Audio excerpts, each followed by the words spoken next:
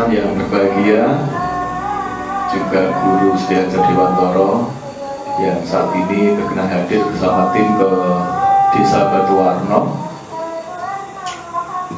Perlu saya jelaskan untuk teman-teman semuanya, baik yang saat ini ada di rumah saya di Batuwarno maupun yang mengikuti live streaming, bahwa khusus hari ini dari Mas Guru menghendaki formatnya berbeda. Jadi kita nanti lebih komunikatif model gitu. Saya kurang tahu alasannya kenapa. Yang jelas bukan karena saya cerewet ya Guru. Kita mau menguji apakah Mas Fajar masih pinter apa enggak. Terkait tadi malam ya. Oh iya. Oke, siap. Tapi sebelumnya saya ucapkan selamat datang untuk teman-teman semuanya, baik yang ada di Batuwarno maupun yang berada di tempat masing-masing melalui live streaming. Kami ucapkan selamat datang dan terima kasih. Memang pada malam hari ini acaranya mendadak, dan di Wonogiri itu seingat saya memang salah satu yang paling unik. Uniknya itu yang pertama, biasanya rencana kajian itu sekitar seminggu 2 minggu gitu. Tapi ternyata rencana untuk kajian di Wonogiri ini baru disampaikan kepada saya, dan Guru juga baru mendapatkan titah dari Gusti itu sekitar 2 hari yang lalu gitu, 2 hari yang lalu. Makanya itu perbedaan yang pertama. Termasuk yang sebelum ini juga sama, betul-betul mendadak. Tetapi kami juga tidak apa-apa, karena memang kami terbiasa suka dengan surprise, kejutan. Yang kedua perbedaannya nanti mungkin juga sebagai clue, sebagai yang bisa kita bahas. Wonogiri ini terkenal sebagai murid-murid guru yang sebenarnya aneh. Pertama, teman-teman Wonogiri itu paling rajin, positifnya paling rajin. Salah satu yang paling rajin, salah satu yang paling rajin ketika mengikuti kajian guru di Jogja, ikut Semarang, kadang-kadang Blitar, dan biasanya rombongan. Apalagi kalau di Wonogiri seperti ini, jadi termasuk solid. Sayangnya di balik kelebihannya itu Wonogiri yang kedua ini yang disayangkan, paling banyak kesambetnya gitu. Jadi paling solid, paling segep ning yo paling gampang kesambet demit. Paling gampang kesambet itu kira-kira sebabnya apa, nanti mungkin Guru mau menguraikan. Nah, termasuk mungkin perbedaan itu juga terbawa di kajian malam hari ini. Formatnya dibuat berbeda, tidak seperti biasa. Jadi mohon maaf seandainya nanti teman-teman merasa bosan mendengarkan saya. Aku pengen kajian nonton Guru malah Mas Fajar kakean bicara, mungkin gitu, kebanyakan bicara yang ngapunten nggih menika ingkang ngersakaken Guru mata. Baik, ada beberapa hal yang akan kita lakukan nanti. Kalau biasanya kita langsung meditasi ya. Pertama meditasi, lalu berdaran, tanya jawab, istirahat. Tapi untuk malam hari ini nanti diawali dari saya memberikan semacam isu-isu penting yang berkaitan dengan PM, khususnya dari Wonogiri ya. Mungkin tentang meditasi, kok banyak yang salah dan sebagainya. Itu nanti saya akan menguraikan beberapa hal, lalu baru nanti Guru menanggapi. Setelah itu mungkin saya lagi, Guru menanggapi. Guru. Baru nanti ada tanya jawab, diakhiri dengan meditasi. Setelah meditasi nanti mungkin kita wedangan kalau ada. Jangan diharapkan tiba-tiba bayang aku wedangan ternyata aku renek. Begitu teman-teman. Baik, tidak bijaksana tadinya saya terlalu banyak bicara ya. Ada beberapa yang kayaknya sudah bosan. Nggak boleh ya, harus pilih. Baik Guru, yang pertama yang ingin saya angkat terkait dengan isu-isu penting yang berkaitan dengan saya sendiri sebenarnya, tetapi saya yakin ini juga mewakili teman-teman yang lain. Pertama tentang niat Guru. Kebanyakan dari teman-teman termasuk saya dulu mungkin banyak sekali niat yang tidak selaras, dan karena itu disebabkan ketidakpahaman teman-teman. Tahunya itu kalau spiritualisme itu sama dengan ilmu perdukunan, ilmu supranatural, ilmu kebatinan dan lain sebagainya. Ada juga yang menganggap bahwa ini kita itu ngaji agama. Nah, padahal itu sebenarnya kan tidak tepat. Ada juga niat-niat yang lain. Ketika teman-teman bergabung dengan kita, dengan kami itu niatnya mereka punya keinginan bisa sembuh dari sakit. Lalu ada juga yang mungkin biar usahanya lancar, permasalahan hidup bisa terselesaikan. Apakah itu selaras atau mungkin tidak selaras, dan bagaimana caranya? Apakah berarti kalau niatnya dari awal salah, ya udah nggak usah lanjut atau bisa diperbaiki dan seterusnya? Mungkin yang pertama berkaitan dengan niat. Seharusnya niat yang benar belajar spiritual itu bagaimana, dan kita itu belajar apa? Monggo, Guru. Oke. Makasih Mas Fajar ya.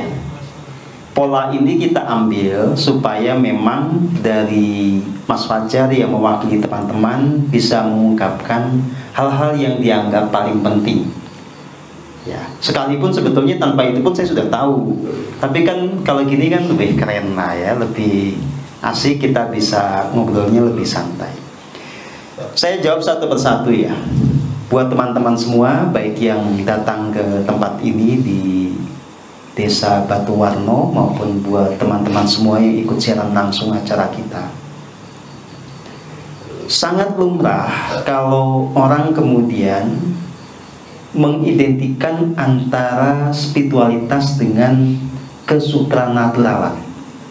Bahwa kalau belajar spiritual, maka kita arahnya akan menggeluti dunia kesaktian, dunia penerawangan, dunia perdukungan. Makanya banyak yang suka mengasosiasikan spiritualitas dengan penampilan-penampilan tertentu. Misalnya pakai baju hitam, pakai gelang akar bahar, atau hal-hal yang semacam itu. Mas Komeng jangan ketawa ya, karena Mas Komeng sudah nggak pakai sekarang. Nah, tentu saja kalau kita mau betul-betul mencapai tujuan yang teragung dari belajar spiritual, kita harus mengerti terlebih dahulu bahwa spiritualitas itu sebetulnya berbeda dengan perkara supranatural, atau berbeda dengan ilmu-ilmu untuk kadigdayan, ilmu-ilmu yang kaitannya dengan kesaktian. Belajar spiritual itu adalah tentang bagaimana Anda semua menemukan kebahagiaan yang sejati. Kebahagiaan yang sejati itu hanya muncul ketika Anda semua betul-betul bisa terhubung dengan keberadaan ilahi yang kita sebut juga sebagai diri sejati yang ada di relung hati kita. Keterhubungan itu akan sempurna dan paripurna kalau kita semua ada di dalam kemurnian jiwa. Kemurnian jiwa itu artinya diri kita betul-betul tidak lagi punya yang namanya watak angkara, tidak punya kesombongan, tidak punya keserakahan dan semacamnya. Kita juga sudah bisa membebaskan diri dari apa yang disebut sebagai luka jiwa. Kita tidak lagi punya dendam, sakit hati dan seterusnya. Termasuk kita tidak punya yang namanya konsep-konsep yang tidak nyata, tidak realistis, yang kita sebut sebagai ilusi. Kemurnian itu juga terkait dengan bagaimana kita ini bisa menghapus jejak dosa di dalam diri kita. Dan tentu saja seperti yang tadi Mas Wajid sampaikan, hal yang juga sangat penting adalah bagaimana kita bisa menjadi manusia yang tidak kena jeratan makhluk-makhluk alam astral, alam bawah ya. Nah, hanya orang yang mencapai tahap kemurnian jiwa itu bisa betul-betul merasakan kebahagiaan sejati. Dan hanya orang yang betul-betul bisa merasakan kebahagiaan sejati, itu dia berarti punya jaminan keselamatan, baik ketika dia hidup dengan badannya di bumi ini, maupun ketika dia menyongsong kematian, jiwanya lepas dari badannya.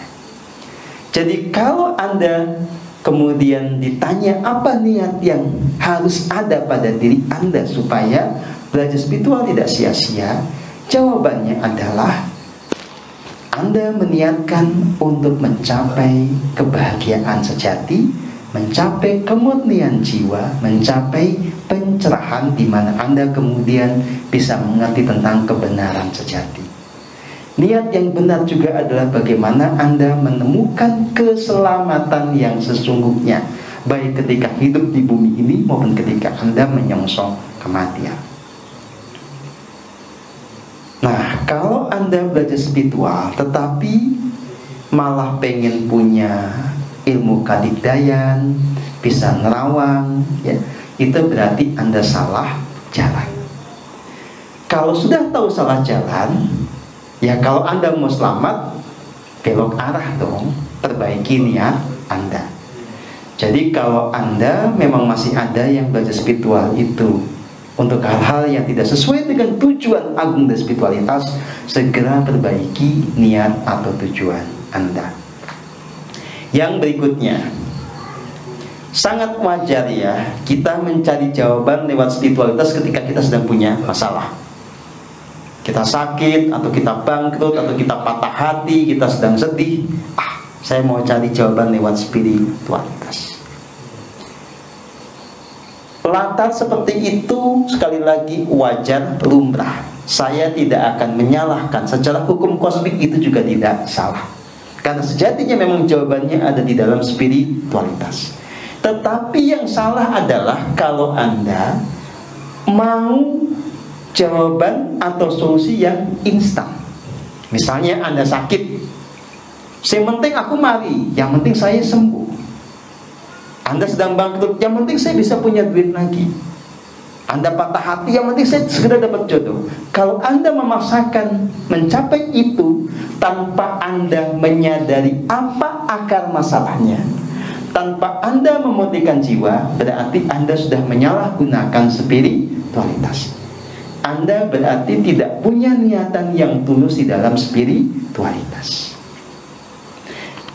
Pada kenyataannya, kalau teman-teman semua, Bapak Ibu semua menjalani laku keheningan, bisa betul-betul terhubung kepada diri sejati atau ingsun di dalam diri, betul-betul memurnikan jiwa dan raga, sebetulnya otomatis masalah Anda akan terurai satu per satu. Karena yang menarik masalah itu adalah diri Anda, pikiran Anda, emosi Anda. Kalau badan Anda ini penuh dengan ketidakselarasan yang muncul dari pikiran dan emosi Anda, pasti Anda akan hidup dengan banyak masalah. Itulah yang disebut sebagai hukum tarik-menarik. Supaya Anda menarik yang serba selaras, yang membawa Anda pada kebahagiaan, kesehatan, kesejahteraan, yang Anda harus lakukan adalah memastikan Anda hidup di dalam keheningan, pikiran Anda jernih, emosi Anda jernih, Anda penuh kasih, Anda bisa membereskan segala jejak dosa di dalam diri, Anda membebaskan diri dari segala ilusi, termasuk melepaskan segala jejak, ya, kuasa kegelapan, demit dan teman-temannya itu dari badan Anda. Jadi kalau nanti ada yang mempertanyakan, kenapa kok saya sudah belajar spiritual lama, nasib saya tetap merana, tetap malang, dompetnya tetap tipis, utangnya belum kebayar. Yang salah spiritualnya, ajaran spiritualnya, atau paham Anda yang salah? Jelas yang salah adalah Anda yang tidak kunjung bisa membereskan diri Anda sendiri. Kalau Anda tidak bisa mentransformasi diri Anda menjadi jiwa yang murni, jelas tidak akan ada penyelesaian masalah. Nah, tapi kan ada teman-teman saya, dia ke tokoh spiritual mana gitu, nggak lama kemudian kaya raya. Itu bukan spiritualitas, itu namanya pesugihan. Terus ada yang bertanya lagi, kemarin ada yang ke guru spiritual anu, belum lama dari sana langsung dapat jodoh yang cantik. Itu namanya bukan spiritual, Anda nyari pelet. Ya, itu hal-hal supranatural, bukan spiritual. Spiritual itu tentang menemukan kesejatian di dalam diri, tentang bagaimana Anda merasakan keilahian di dalam setiap tarikan dan hembusan nafas. Mangkaten nggih. Jadi sebagai sesepuh di tempat ini jangan sampai salah dalam mengajarkan ilmu spiritual, menggesernya menjadi dunia supranatural dan yang sebangsa.